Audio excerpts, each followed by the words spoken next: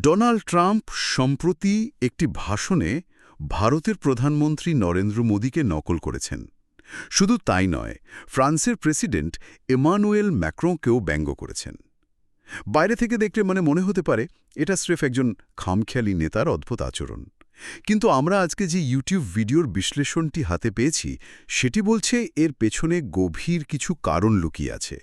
আমাদের আজকের আলোচনার উদ্দেশ্য হল এই ঘটনার গভীরে যাওয়া এবং বোঝা যে এটা কি শুধু ব্যক্তিগত খামখেয়ালিপনা নাকি এর আড়ালে ভূ-রাজনীতি আর আমেরিকার অভ্যন্তরীণ রাজনীতির কোনো জটিল সমীকরণ কাজ করছে। ঠিক তাই। এই ঘটনাগুলোকে বিচ্ছিন্নভাবে দেখলে ভুল হবে। এগুলো আসলে এক নতুন ধরনের কূটনীতির উদাহরণ, যেখানে আন্তর্জাতিক মঞ্চটা হয়ে ওঠে দেশের ভেতরের দর্শকদের জন্য একটা পারফরমেন্সের জায়গা। আমাদের হাতে থাকা বিশ্লেষণটি বলছে এখানে ব্যক্তিগত অহংকার, বাণিজ্য নিয়ে দর কষাকষি আর নির্বাচনের চাপ সব কিছু মিলেমিশে একাকার হয়ে গেছে। আসল মজাটা হলো এই জট ছাড়ানোতেই বোঝার চেষ্টা করা যে কেন একজন বিশ্বনেতা অন্য বিশ্বনেতাদের এভাবে প্রকাশ্যে উপহাস করার ঝুঁকি নেন। চলুন তাহলে শুরু করা যাক প্রধানমন্ত্রী মোদিকে নিয়ে করা ঘটনাটা দিয়ে। ট্রাম্প যেভাবে মোদির কণ্ঠস্বর আর কথা বলার ভঙ্গি নকল করে দেখিয়েছেন সেটা বেশ অবাক করার মতো। তিনি বলছেন মোদি নাকি তাকে ফোন করে বলেছেন, স্যার আমি কি আপনার সাথে দেখা করতে পারি? আর এর কারণ হিসেবে ট্রাম্প দেখাচ্ছেন যে ভারত আমেরিকার কাছ থেকে আপাচি হেলিকপ্টার কেনার অর্ডার দিয়েছিল, কিন্তু ডেলিভারি হচ্ছিল না। ট্রাম্পের দাবি তিনি নিজে হস্তক্ষেপ করার পরেই নাকি কাজটা দ্রুত হয়েছে।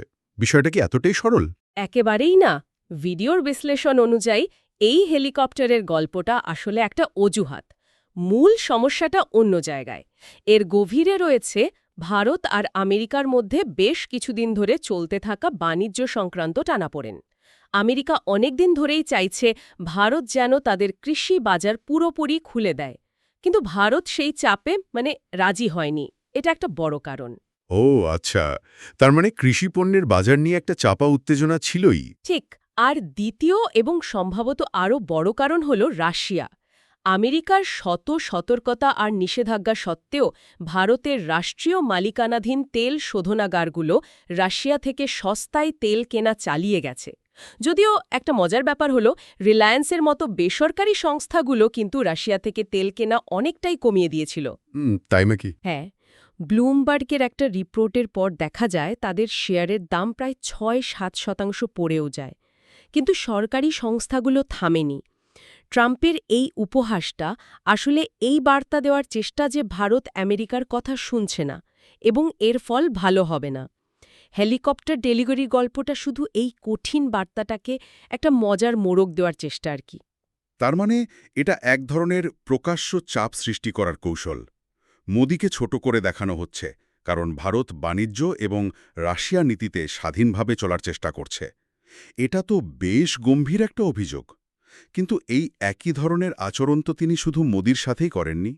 ফ্রান্সের প্রেসিডেন্ট এমানুয়েল ম্যাক্রন ক্ষেত্রে কি ঘটেছিল? ম্যাক্রনের ঘটনাটা আরও ব্যক্তিগত ও অদ্ভুত। ট্রাম্প অভিযোগ করছেন যে ম্যাক্রো নাকি ওষুধের দাম ২০০% বাড়াতে চেয়েছিলেন এবং সেটা দেশের মানুষকে জানতে দিতে চাননি। তিনি ম্যাক্রনের নকল করে এমনভাবে দেখিয়েছেন যেন ম্যাক্রো তাকে বলছেন, প্লিজ ডোনাল্ড এটা বলবেন না। এটা তো গেল নীতির কথা, কিন্তু এর পেছনের আসল কারণটা সোর্স অনুযায়ী আরও হাস্যকর। সেটা কি? কারণটা হল সম্বোধন। ট্রাম্পের অভিযোগ রাশিয়ার পুতিন বা চীনের শি জিনপিংয়ের মতো নেতারা তাকে সম্মান দিয়ে মিস্টার প্রেসিডেন্ট বলেন, কিন্তু ম্যাক্রো তাকে নাম ধরে অর্থাৎ ডোনাল্ড বলে ডাকেন। শুধু এই কারণে? হ্যাঁ, এটাই তার অহংকারে মারাত্মকভাবে আঘাত করেছে। তার কাছে এটা এক ধরনের অসম্মান। এই ছোট্ট একটা ঘটনা প্রমাণ করে যে অনেক সময় আন্তর্জাতিক সম্পর্কের মতো বড় বিষয়েও একজন নেতার ব্যক্তিগত ইগো বা অহংকারের কাছে জিম্মি হয়ে পড়তে পারে। অবিশ্বাস্য। মানে একজন রাষ্ট্রনেতা আরেকজন রাষ্ট্রনেতাকে কি বলে ডাকবেন তার উপর ভিত্তি করে আন্তর্জাতিক মঞ্চে তাকে ব্যঙ্গ করা হচ্ছে। দুজনের বয়সের পার্থক্যটাও তো বিশাল। ট্রাম্পের বয়স প্রায় ৮০ আর ম্যাক্রন বয়স ৫০-এর নিচে। বয়সে প্রায় ছেলের মতো একজনের কাছ থেকে এই সম্বোধনটা তার কাছে হয়তো আরও বেশি অপমানজনক মনে হয়েছে। ঠিক এই পয়েন্টটাই ভিডিওর বিশ্লেষণে তুলে ধরা হয়েছে। এটা প্রমাণ করে যে ট্রাম্পের কাছে নীতির চেয়ে ব্যক্তিগত সম্মান পাওয়া বা না পাওয়াটা অনেক বেশি গুরুত্বপূর্ণ। তিনি বিশ্বকে একটা ব্যক্তিগত মঞ্চ হিসেবে দেখেন, যেখানে সবাই তাকে সমীহ করে চলবে। যখনই কেউ সেই অলিখিত নিয়ম ভাঙে, তখনই তিনি আক্রমণাত্মক হয়ে ওঠেন। ম্যাক্রো তাকে সমকক্ষ ভেবে হয়তো বন্ধুত্বপূর্ণভাবে ডোনাল্ড বলেছেন, কিন্তু ট্রাম্প এটাকে তার কর্তৃত্বের প্রতি চ্যালেঞ্জ হিসেবে দেখেছেন।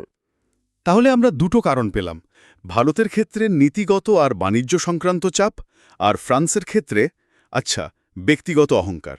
কিন্তু সোর্স অনুযায়ী এই সব কিছুর পেছনে একটা আরও বড় চালিকা শক্তি কাজ করছে, যা হল আমেরিকার অভ্যন্তরীণ রাজনীতি। ট্রাম্পের নিজের দেশের পরিস্থিতি নাকি তাকে দিয়ে এসব করাচ্ছে? একদম, এখানেই আসল রহস্যটা লুকিয়ে আছে। ভিডিওর তথ্য অনুযায়ী সেই সময়ে ট্রাম্পের অ্যাপ্রুভাল রেটিং, অর্থাৎ তার কাজের প্রতি জনসমর্থন, বেশ কম ছিল।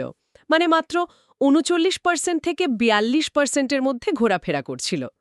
এই পরিস্থিতিতে যে কোনো নেতা রাজনৈতিকভাবে বেশ চাপের মধ্যে থাকেন। আর এই ধরনের চাপ থেকে মুক্তি পেতে বা মানুষের দৃষ্টি অন্যদিকে ঘোরাতে অনেক নেতাই আন্তর্জাতিক মঞ্চকে ব্যবহার করেন। যাকে বলে দৃষ্টি ঘোরানোর কৌশল বা ডিস্ট্র্যাকশন ট্যাকটিক্স। কিন্তু এটা কিভাবে কাজ করে? এর একাধিক দিক আছে। প্রথমত, রেটিং বাড়ানো। ভেনেজুয়েলার প্রেসিডেন্ট নিকোলাস মাদুরোর বিরুদ্ধে নেওয়া পদক্ষেপের উদাহরণ দেওয়া হয়েছে সোর্সে। যদিও আমেরিকার ২/৩ মানুষ ভেনেজুয়েলায় মার্কিন হস্তক্ষেপের পক্ষে ছিল না, তবুও এই ধরনের আগ্রাসী পদক্ষেপ নেওয়ার পর ট্রাম্পের রেটিং ৩৯% থেকে বেড়ে ৪২% হয়েছিল। ও আচ্ছা। অর্থাৎ দেশের ভেতরে ভালেই তার নীতি নিয়ে বিতর্ক থাকুক, বাইরে একজন শক্তিশালী নেতা হিসেবে নিজেকে প্রতিষ্ঠা করতে পারলে সমর্থকদের মধ্যে তার জনপ্রিয়তা বাড়ে। তার এই জোকারের মতো আচরণ বা মজার ভিডিও শেয়ার করার প্রবণতাও তার সমর্থকদের একটা অংশের কাছে দারুণ জনপ্রিয়। তার মানে আন্তর্জাতিক কূটনীতি এখানে তার অভ্যন্তরীণ ভোটারদের মন ভোলানোর একটা হাতিয়ার মাত্র। কিন্তু শুধু রেটিং বাড়ানোই কি একমাত্র উদ্দেশ্য? সোর্সে তো আরও গভীর কিছু বিষয়ের দিকে ইঙ্গিত করা হয়েছে। হ্যাঁ, দ্বিতীয় এবং আরও চাঞ্চল্যকর তত্ত্বটি হল মনোযোগ সরানো। সেই সময় জেফ্রি এপস্টাইনের মামলাটি আমেরিকার রাজনীতিতে ঝড় তুলেছিল। অভিযোগ ছিল যে এপস্টাইনের কাছে এমন অনেক ফাইল বা ছবি আছে যা মার্কিন সরকারের হাতে রয়েছে এবং তাতে ট্রাম্পের নামও জড়াতে পারে। এটা একটা বিশাল সম্ভাব্য কেলেঙ্কারি। তত্ত্বটি হল, এত বড় একটা ব্যক্তিগত কেলেঙ্কারি থেকে জনগণের মনোযোগ সরাতে হলে আন্তর্জাতিক স্তরে একটা বড় নাটক তৈরি করা প্রয়োজন। মোদি বা ম্যাক্রনের মতো বিশ্ব নেতাদের নিয়ে বিতর্ক তৈরি করলে মিডিয়ার ফোকাস এপস্টাইন থেকে সরে এদিকে চলে আসবে। এটা তো বেশ সিনেম্যাটিক একটা ধারণা, কিন্তু রাজনীতির জগতে অসম্ভব নয়। আর তৃতীয় কারণটা সম্ভবত সবচেয়ে বাস্তব আর গুরুত্বপূর্ণ, মধ্যবর্তী নির্বাচন। ঠিক ধরেছেন। ট্রাম্প নিজে এক সাক্ষাৎকারে স্বীকার করেছিলেন যে মধ্যবর্তী নির্বাচনে যদি তার দল হেরে যায়, তাহলে বিরোধী ডেমোক্র্যাটরা তাকে ইমপিচ করতে, অর্থাৎ পদ থেকে সরিয়ে দেওয়ার প্রক্রিয়া শুরু করতে পারে। এই ভয়টা তাকে তাড়া করে বেড়াচ্ছিল। এই নিরাপত্তাহীনতা থেকেই তিনি আরও বেশি আক্রমণাত্মক হয়ে উঠছিলেন। বিশ্ব নেতাদের আক্রমণ করে তিনি তার সমর্থকদের দেখাতে চাইছিলেন যে তিনি একমাত্র নেতা যিনি আমেরিকার স্বার্থে কারও কাছে মাথা নত করেন না। এই স্ট্রংম্যান ভাবমূর্তি তাকে নির্বাচনে সাহায্য করবে বলে তিনি মনে করতেন। তাহলে পুরো ছবিটা পরিষ্কার হচ্ছে। একদিকে কম জনসমর্থন, অন্যদিকে এপস্টাইনের মতো কেলেঙ্কারির চাপ, আর মাথার ওপর মধ্যবর্তী নির্বাচনে হেরে যাওয়ার খাঁড়া। এই সব মিলিয়েই তিনি আন্তর্জাতিক মঞ্চে এমন একটা পারফরম্যান্স করছেন যার মূল দর্শক তার দেশের ভোটাররা। কিন্তু এর ফল তো ভুগতে হচ্ছে ভারতের মতো দেশগুলোকে। এই পরিস্থিতিতে ভারতের কি করা উচিত? একদিকে দেশের প্রধানমন্ত্রীর অপমান, অন্যদিকে আমেরিকার মতো শক্তিশালী দেশের সাথে সম্পর্ক বজায় রাখার বাস্তবতা। এটাই হলো সবচেয়ে বড় উভয় সংকট। ভিডিওর বিশ্লেষণ অনুযায়ী ভারতকে এখানে খুব সাবধানে পা ফেলতে হবে। কারণটা শুধু প্রধানমন্ত্রীর সম্মান নয়, এর সাথে অর্থনীতির প্রশ্ন জড়িত। গুগল, মাইক্রোসফটের মতো বড় বড় মার্কিন সংস্থাগুলো ভারতে বিলিয়ন বিলিয়ন ডলার বিনিয়োগ করেছে বা করার পরিকল্পনা করছে। এখন ভারত যদি ট্রাম্পের এই মন্তব্যের কড়া প্রতিক্রিয়া জানায়, তাহলে ট্রাম্প হয়তো সেই অজুহাত দেখিয়ে এই বিনিয়োগগুলো আটকে দিতে পারেন। তিনি হয়তো এমন একটা সুযোগই খুঁজছিলেন যেখানে ভারতকে দোষারোপ করে বাণিজ্য সম্পর্ক আরও খারাপ করা যায়। তার মানে প্রতিক্রিয়া দেখালে হিতে বিপরীত হতে পারে। তাহলে কি ভারতে চুপ থাকা উচিত? কিন্তু একজন রাষ্ট্রনেতার অপমানের পর চুপ থাকাও তো দেশের জন্য অস্বস্তিকর। ঠিক। তাই সোর্সে যে পরামর্শ দেওয়া হয়েছে তা হল সরাসরি সংঘাতে না গিয়ে ধৈর্য ধরে অপেক্ষা করা, অন্তত মধ্যবর্তী নির্বাচন পর্যন্ত পরিস্থিতি পর্যবেক্ষণ করা। কারণ নির্বাচনের ফলাফলের পর ট্রাম্পের রাজনৈতিক শক্তি বাড়বে না কমবে তার ওপর তার পরবর্তী আচরণ নির্ভর করবে। যদি নির্বাচনে তার দল খারাপ ফল করে তাহলে তার আগ্রাসী ভাব এমনিতেই কিছুটা কমে আসতে পারে, তখন আলোচনার পরিবেশ তৈরি হতে পারে। এই মুহূর্তে আবেগ দিয়ে নয়, ঠান্ডা মাথায় কৌশলগতভাবে এগোনোই ভারতের জন্য বুদ্ধিমানের কাজ হবে। কারণ আমেরিকার সাথে অর্থনৈতিক সম্পর্ক নষ্ট করা ভারতের জাতীয় স্বার্থের পরিপন্থী। তারে সব মিলিয়ে দেখলে ব্যাপারটা দাঁড়াচ্ছে ডোনাল্ড ট্রাম্পের এই প্রকাশ্য উপহাস কোনো আকস্মিক ঘটনা নয়। এটা তার ব্যক্তিগত অহংকার, ভারতের সাথে নীতিগত মতবিরোধ এবং সবচেয়ে বড় কথা তার তীব্র অভ্যন্তরীণ রাজনৈতিক চাপের এক মিশ্র প্রতিফলন। এটা একটা সুচিন্তিত পারফরম্যান্স, যার মাধ্যমে তিনি একই সাথে একাধিক লক্ষ্য পূরণের চেষ্টা করছিলেন। একদম। আর আজকের এই আলোচনাটা আমাদের একটা বৃহত্তর প্রশ্নের সামনে দাঁড় করিয়ে দেয়। এই উৎসটি মূলত ট্রাম্পের ব্যক্তিত্ব আর তার রাজনৈতিক বাধ্যবাধকতার উপর আলোকপাত করেছে।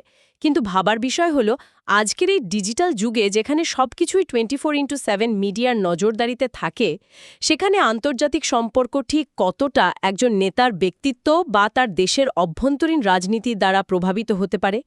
যখন কূটনীতি দেশের ভেতরের দর্শকদের জন্য একটা রিয়ালিটি শোতে পরিণত হয়, তখন দেশগুলোর মধ্যে পারস্পরিক বিশ্বাস এবং বিশ্বজুড়ে স্থিতিশীলতার উপর তার দীর্ঘমেয়াদী প্রভাব কী হতে পারে, এটা একটা গভীর চিন্তার বিষয়, যা শুধু ট্রাম্পের মধ্যে সীমাবদ্ধ নয়।